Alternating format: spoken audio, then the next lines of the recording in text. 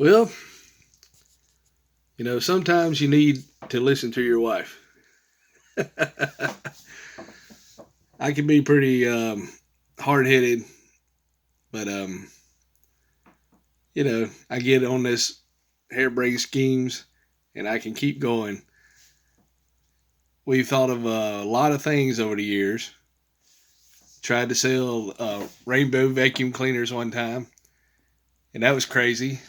My father-in-law ended up selling me a rainbow vacuum cleaner. He got $50, but I had to pay like $1,300. We used it once or twice, and then he used it, had his place, and tore it up because they tried to clean it up and they didn't know what they was doing. You had to put water in it. They demonstrate it. They blow up the cushions. But the latest craziest thing I had, because my mind's always thinking. I don't know if it's just ADHD or the way my mind works or what, but my son needed some help with school. So, he's a senior this year, and I was looking, so I started, this pandemic has made people do a lot of virtual school. So he's out on his own now, and I was trying to tell him, hey, you're responsible, but he's been goofing off and hadn't been doing his work. So I'd been talking to the counselors at school, and they said, well, you need to go for this PASS program. I said, what's that? Because I've been out of work for a little while, and I'm starting to, the jobs are starting to come back. So I've been applying, and I still have my little part-time job.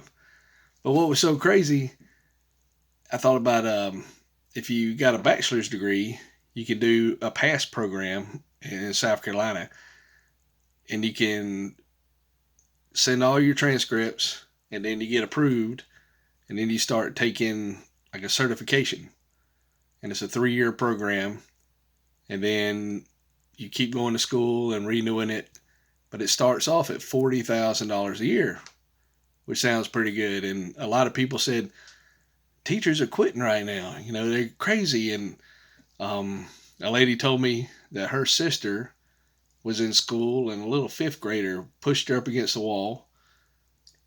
So she quit. And then, the children don't have any respect for teachers. High school might be different. I mean, college might be different, but you got to have a master's degree. But you have to take about a class every year, about 5 classes, the way I understand it. I could be wrong, in order to keep your certification. You have to take about 15 credits every 5 years. So it's about one class if you worked 9 months and took a class off for the summer. So I said, well, yeah, I can do that. And then just tonight, working customer service, and just people, they just do what they want to. So you can imagine a bunch of people that don't want to be there, that are at school, and what they're going to do to you. So probably a little 12-year-old or 7-year-old, he walked by me and said, see you later, Daddy. And where'd that come from? And then a little 2-year-old said, I'm going to be bigger than you. He's already talking, and he's 3 foot tall already at 2 years old. And then I said, well, once you get bigger than me, will you help me out if I need a hand? If I can't reach up the shelf, will you help me out? He went, yeah. So I said, okay, as long as he's going to be helpful if he gets that big. So, sometimes you need to listen to your wife. My wife told me, no, you would not be able to be in a situation where it's going to be confrontational with the younger people that are going to school. That would not be a good fit for you. So I'm going to take her advice, finally, after 24 years of marriage. I'm going to listen to her and not pursue that course of action. Because I thought I was going to sell insurance. So that didn't do too good. I tried it. I went and got my insurance license, life insurance. And then I partnered with a company, and you had to buy leads. They had a program where you could pay $25 a lead, and it's supposed to be recent. It was on an app. You download it. It was called the Slice app. So then you download the leads and you go to the house and try to present them the products that we had. Well, while I was doing it, there was another stipulation. You had to be within the top sales in order to get those leads first. So they want people that are actually producing and selling in order to get those leads. But if you couldn't sell, you had to go to friends and family. And if you couldn't sell, then you're not going to be able to get the other leads, which cost you $300 a week. And then I thought about selling Medicaid with another company. You didn't have to buy any leads. And one of them, you can do telephone sales, but the guy said he had 4 monitors. You had to record everything. There's so much compliance, and you can get in real big trouble by doing it, by recording it. But if you went house to house, you still had to cover everything, but it's not as bad as if you said something backwards at first and didn't mean to. So going house to house would be less compliance, but it's a lot of work. Even though they make your appointments, but you go to house, and then the guy said, well, you'll make about $40,000 the first year, but do you have enough income to support yourself for 3 years? So you pretty much, the way I understand it, you pretty much have to be rich in order to sell insurance. Or just real good. But you need at least probably $5,000 or $100,000 to sell insurance, unless you're just know what you're doing. Because they said, oh, you'll learn eventually. That's crazy. And then I thought about selling with a captive agency, and I didn't pass the automobile part, which property and collision, but it was only $10 an hour. You might have made 30 to 45, but you had to call your own leads. They had leads, but you had to, constantly reach out to people and try to, and if you didn't make your sales within 3 months, or 3 consecutive months, or 3 months going forward, then they'd fire you for not producing quality. So, all these, they're jobs, and people seem to do it, but you got to have a knack for sales. Sales is tough. Working with teaching's tough. If you teach college, you need a master's degree, and a lot of times you don't have to get certified. You just have to have a master's degree, and I know there's a lot more steps, but that's what the guy kind of told me tonight in a nutshell, just to sum it up. So, if you've been married a long time, your wife wants you to be successful. She'll let you dig your own ruts and then watch you run over them. But then sometimes she gets tired of you doing that and just say, hey, don't do that. So I'm listening to my wife this time. So she probably knows better than me. Because I would get kind of angry in certain situations. So you got to be a special person, or just a person that can tune it out. I was thinking about the money, but sometimes money is not everything. If you can I just need enough to pay the bills, but I wanted to keep 3 cars so I could, my wife has one when she's going, then I need one to get to work, and then we need a spare in case one of us is gone and the other one needs a vehicle. You always need a vehicle, especially when you move out in the boondocks. But sometimes fellas, listen to your wives. Sometimes I guess we come up with good ideas too, but if it seems too good to be true, back up, evaluate it, because you might be jumping in quicksand. And what? A lot of these people, they're legit jobs, but they're not necessarily scams. It's just there are certain people. Everybody can't do everything. One person's going to be better at ringing somebody up, or somebody's going to be better at talking to somebody. Somebody's going to be better at doing different types of jobs. There might be a lot of people that can do a lot of jobs, But there's a lot of people that can't do a lot of jobs, you know, or they just personalities just gonna rub raw with the other person that's doing that job, or the culture, or anything. So I am not going to be trying to go for the school teacher route, and I'm listening to my wife. So I wish I'd listened to her about November when I started the other thing. She said, "Just get a job, just get a job." I was like, "No, these guys make a lot of money." But you spend $40,000, $50,000 to get leads. What? And then my mom, she said, "Why do you got to do a job where you got to pay to talk to people?"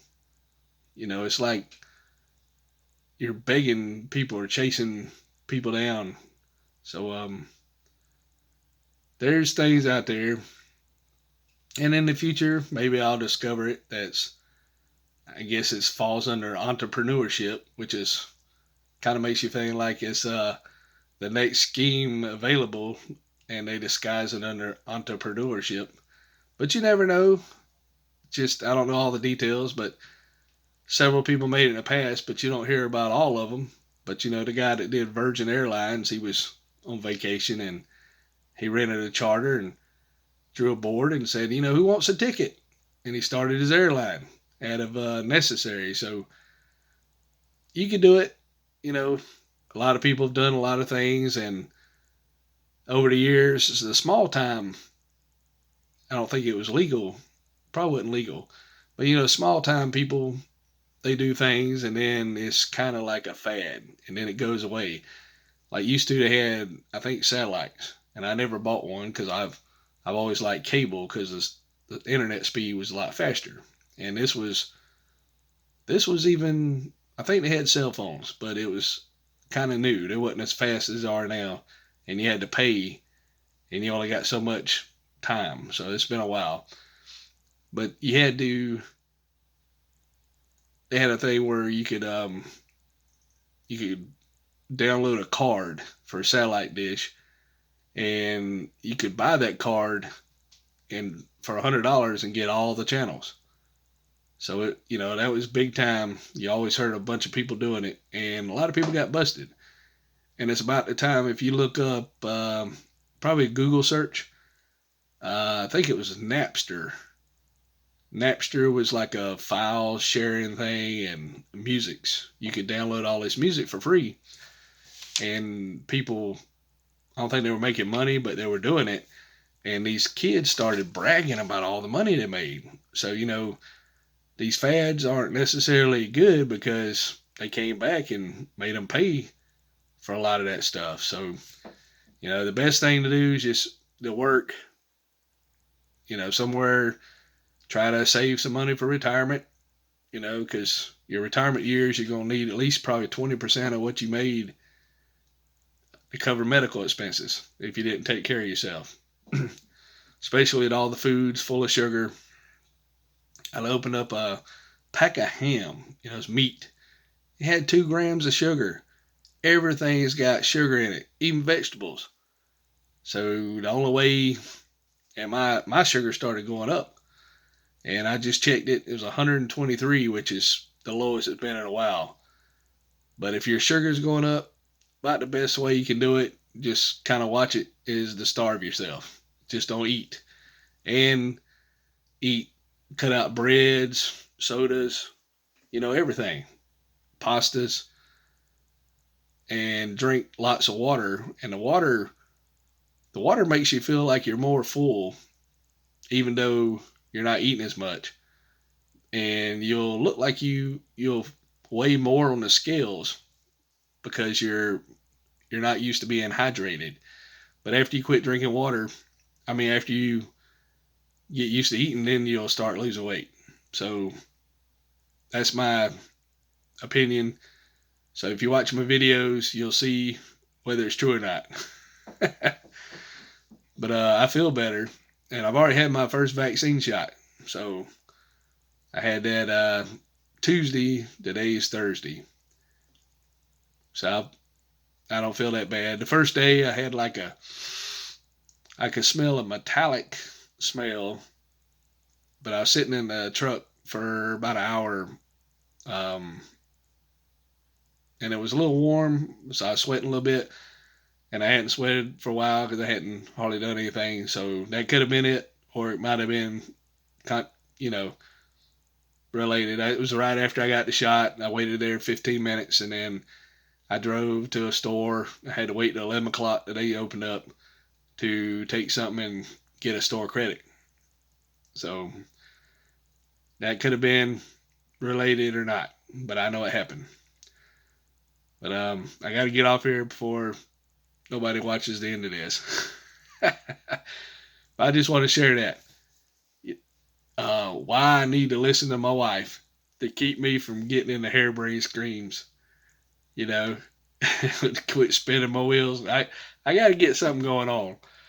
You know, if it's going to flea markets, buying stuff, flipping it. You know, I want to make some money so I can afford to fix my cars and go on vacation.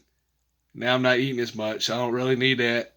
I seen last time I bought a bunch of sodas, it was like $30 for just Diet Mountain Dews. Well, you can get a 40 pack of water for like $3, and it's like a tenth of the price, or maybe a 20th of the price, depending on how you look at it. Because water's better for you. So we'll see. We'll see. And you don't have insurance. You gotta really take care of yourself. So I'm gonna listen to my wife. You know, unless I think she's crazy, and then I'll do what I want. And then I'll probably should have. I'll say, well, I should have listened to my wife. So stay cool. I'll talk at you later.